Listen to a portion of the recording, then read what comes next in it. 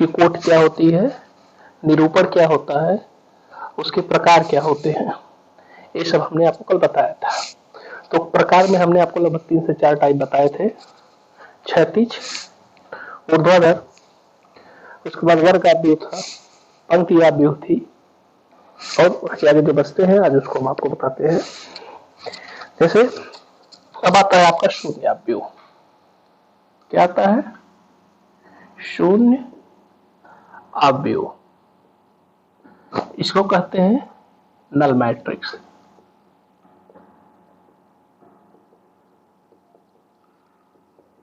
या zero matrix भी कह सकते हैं। नल मैट्रिक्स का मतलब क्या होता है, नल मैट्रिक्स से आप लोग एक तरह से समझते होंगे, शून्य का मतलब जीरो, शून्य, यानी ऐसा अवयव जिसके प्रत्येक अवयव शून्य हो उसे नल मैट्रिक्स कहते हैं। जैसे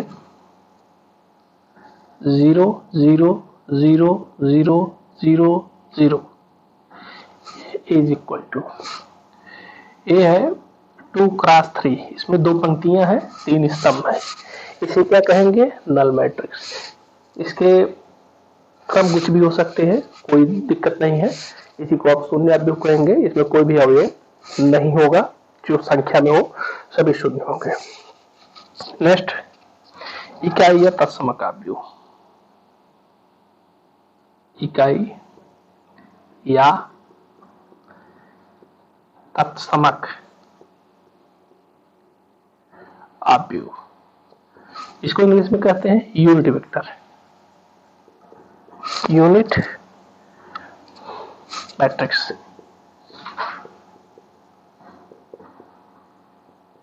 ठीक है, इकाई अवयव क्या कहता है,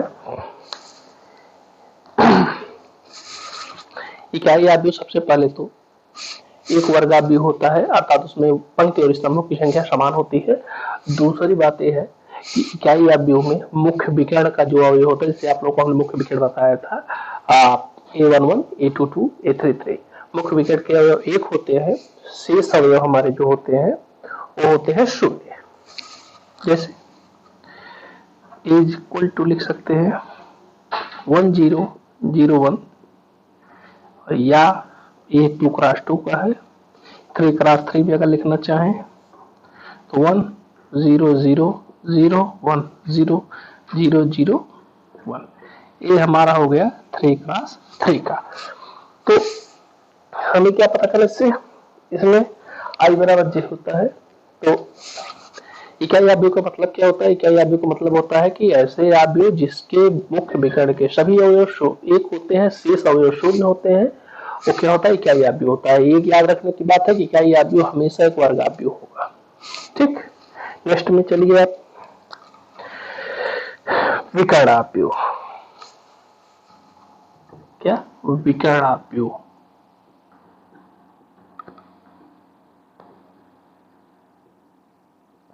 डायगोनल मैट्रिक्स से है।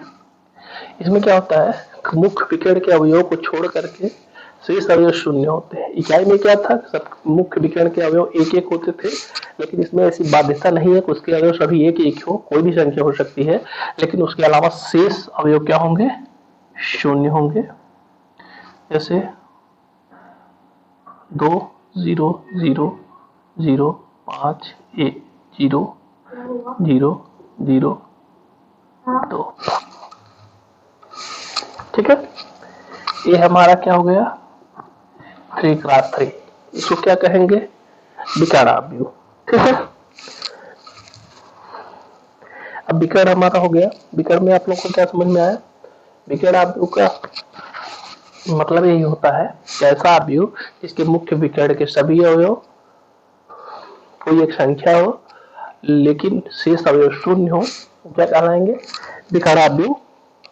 परिभाषा जानना जरूरी है। इसके बाद आप चलिए अदिश अवयव।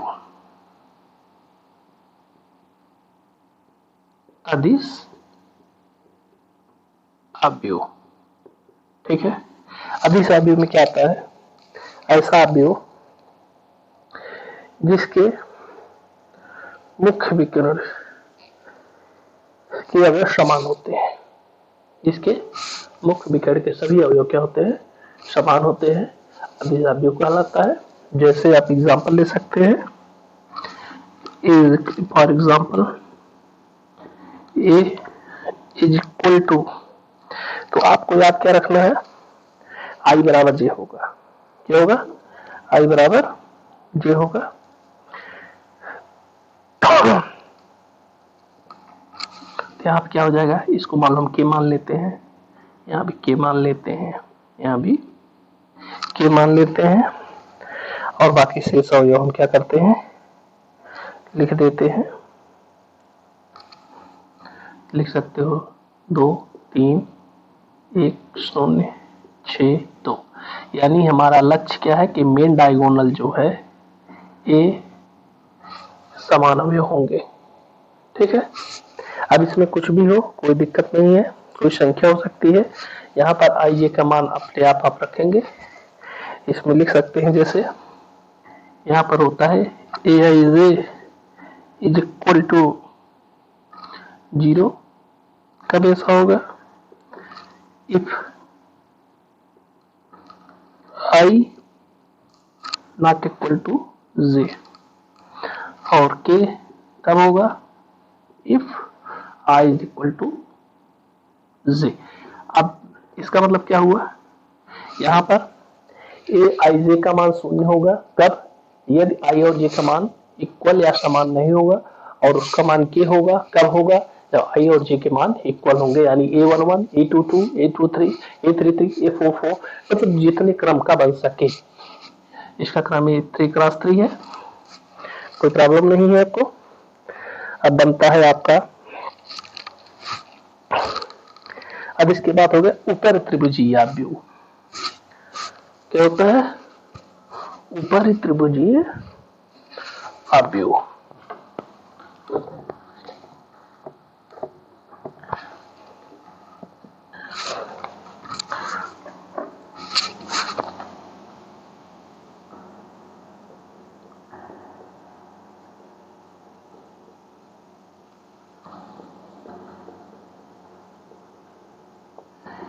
देखो ऊपर त्रिभुजीय, ठीक है, इसके अपर ट्राइंगल तो मैट्रिक्स होता है, अपर ट्राइंगल मैट्रिक्स। इसका मतलब क्या होता है, ऊपर त्रिभुजीय का मतलब ऊपरी त्रिभुज। जैसे मैट्रिक्स होता है 3x3 का लेंगे, 2x2 का, इसमें 3x3 का ही लेंगे हम। इसमें हम इसकी परिभाषा लिखेंगे, ऐसा अवयव जिसके मुख्य विकर्ण के, ऐसा अवयव, क्या लिख सकते हैं, कर लीजिए, ऐसा वर्ग अवयव जिसके मुख्य विकर्ण के नीचे के सभी अवयव शून्य होते हैं, उसे क्या कहेंगे, ऊपर त्रिभुजीय अवयव।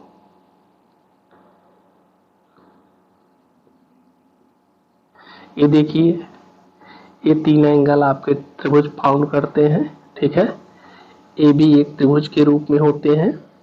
ठीक, अब ये आपका हो गया मेन डायगोनल। क्या हो गया, ये डायगोनल हो गया आपका मुख्य विकर्ण, मुख्य विकर्ण हो गया। एक इसके ऊपरी त्रिभुज ऊपर वाला है, ये नीचे वाला है। तो ऊपर त्रिभुजी में क्या होता है, ऊपर त्रिभुजी में होता है कि मुख्य विकर्ण के नीचे के सभी अवयव शून्य होते हैं मेन डायगोनल के। और हम अब आपका निकालेंगे निम्न त्रिभुजीय। क्या होता है, ऊपर त्रिभुजीय आपका हो गया, अब इसमें लिखेंगे निम्न त्रिभुजीय। ठीक है, हो गया, देखिए निम्न त्रिभुजीय। अब देखिए निम्न त्रिभुजीय का मतलब आप आज से समझ रहे हैं कि इसमें क्या होता है, मेन डायगोनल के ऊपर के सभी अवयव शून्य होते हैं, नीचे वाले अवयव ज्ञात होते हैं। ठीक है, तो हमारा ये 0 0 हो गया, प्रॉब्लम नहीं है। लेकिन ये तीनों अवयव 0 नहीं होंगे, एक 1 हो गया, 2 हो गया, 5 हो गया, कुछ भी ले सकते हैं। यानी निम्न त्रिभुजीय कहेंगे ऊपर वाला त्रिभुज 0 होगा, और ऊपर त्रिभुजीय कहेंगे तो नीचे वाला 0 होगा। ठीक है, इसी के साथ अब आपके जो है सभी परिभाषाओं के बीच के सारे प्रकार जो है इसी के साथ यहाँ पे समाप्त होते हैं।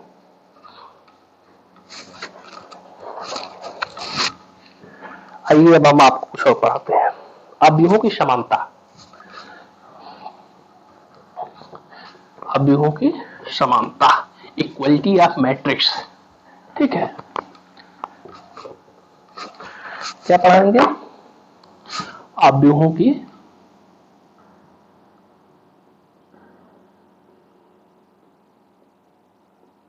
समानता, इक्वलिटी ऑफ मैट्रिक्स। ठीक है, हम अभी देखेंगे हमारे दो अवयव जो है किस हिसाब से या किस तरीके से समान कह सकते हैं, दो अवयवों को हम समान कैसे बना सकते हैं। ठीक है, अब देखिए हम उसके लिए आपको दिखाते हैं हम उसको कैसे बनाएंगे। इसमें सबसे बड़ी बात होती है कि अवयव समान होंगे, उसके लिए कुछ रूल्स हैं। जैसे फर्स्ट इसमें है क्या, फर्स्ट है क्रम समान होना चाहिए। क्या होना चाहिए? क्रम समान होना चाहिए। तो लिखेंगे दोनों अवयवों के क्रम समान हो, दोनों अवयवों के क्रम समान हो। इसका अर्थ क्या हो गया? अगर पहला अवयव 2 क्रॉस, अगर पहला अवयव 2 क्रॉस 2 का आया है तो दूसरा भी अवयव 2 क्रॉस 2 का होना चाहिए। ठीक है, ये दो पंक्ति दो स्तंभ। नेक्स्ट इसमें एक और होता है, इसके संगत अवयव बराबर हो। इसका दूसरा क्या है? क्या है? संगत अवयव बराबर हो। संगत अवयव क्या हो? इक्वल हो। ऐसे एग्जाम्पल हम तो आपको दिखा दे रहे हैं। जैसे दे दिया गया दो अवयव ए बराबर ए बी सी डी और ए 2 क्रॉस 2 का है, और बी बराबर दे दिया गया 2 3 4 5, ये भी 2 क्रॉस 2 का। पहले तो सबसे पहले क्या देखेंगे, इनके दोनों क्या है? इक्वल है, क्या क्रम। और इसके बाद देखेंगे ये समान होंगे, यदि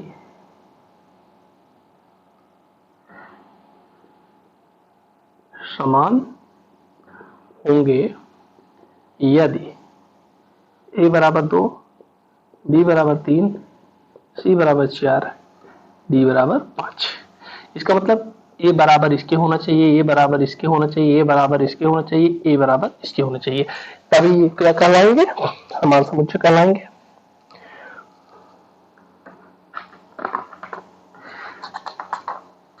चलिए अवयवों का योग देखते हैं।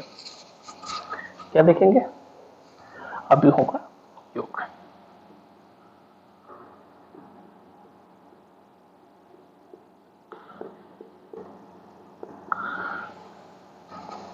Addition of matrix.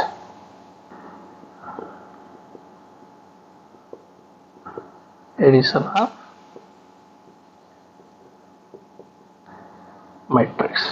ठीक है, अब सबसे बड़ी बात है कि एडिशन ऑफ मैट्रिक्स जब हम कर रहे हैं तो एडिशन का मतलब, आप लोग योग का मतलब साफ साफ समझते हैं कि दो मैट्रिक्स या दो से अधिक मैट्रिक्स को या अवयव को क्या करेंगे? आप ऐड करेंगे।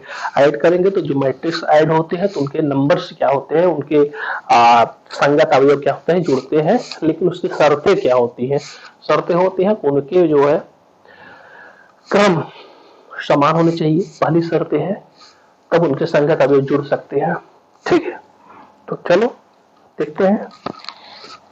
जैसे एज एग्जाम्पल ए बराबर 2 3 4 5, बी बराबर 1 2 6 7।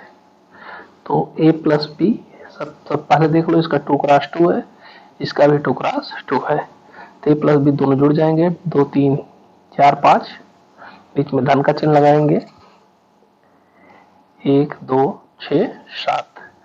अगले स्टेप में क्या करेंगे? संगत अवयव जोड़ेंगे, यानी 2 धन 1, 4 धन 6, 3 धन 2, 5 धन 7। इसका मतलब ए अवयव इसके साथ, ए अवयव इसके साथ, ए अवयव इसके साथ, ए अवयव इसके साथ हम जोड़ेंगे, हल करेंगे।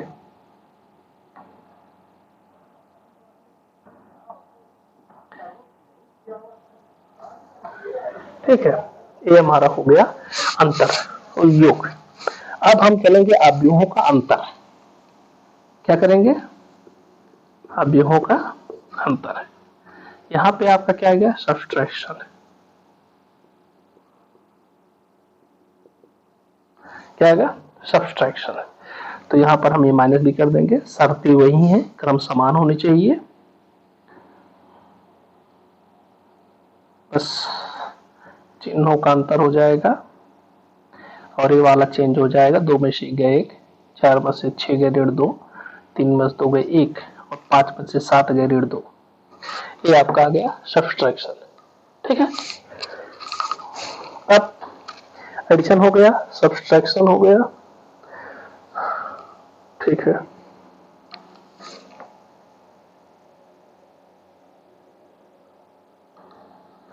अब हम आप लोग को पढ़ाएंगे अवयवों के योग के गुणधर्म। क्या करेंगे? अवयवों के योग के गुणधर्म।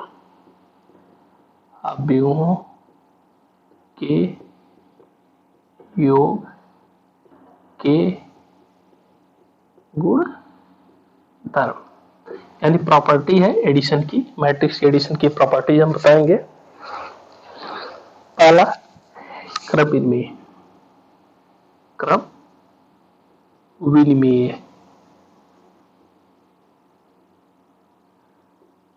कम्यूटेटिव।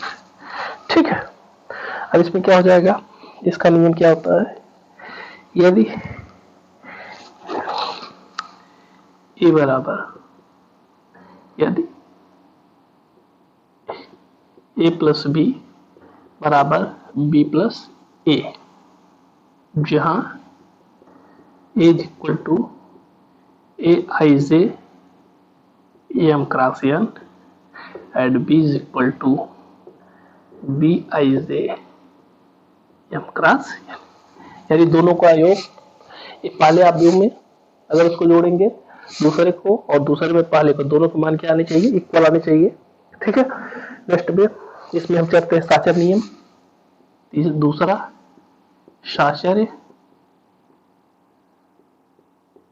साचर्य नियम क्या कहता है? साचर्य नियम कहता है यह 3 अवयव है। क्या है? यह 3 अवयव है, ए और बी और सी। तो A plus B plus C is equal to A plus B plus C, जहां where A is equal to A I J M cross N, B is equal to B I J M cross N and C is equal to C I J M cross N. ये 3 साचर हो गया। ये जो है योज तत्समक, योज तत्समक, इसका तीसरा नियम है। योग तत्समक में क्या होता है? योग तत्समक मतलब होता है कि योग में ऐसे अवयव का योग करें कि उस अवयव के मान पर कोई असर न पड़े। यानी योग तत्समक एक तरह से योग के लिए शून्य अवयव होता है। ए प्लस ओ बराबर ओ प्लस ए। ठीक है, जहां जहां ओ शून्य अवयव है। ठीक है, वो क्या हो गया? शून्य अवयव हो गया। अब इसका जो है हम चौथा चले, योज प्रतिलोम।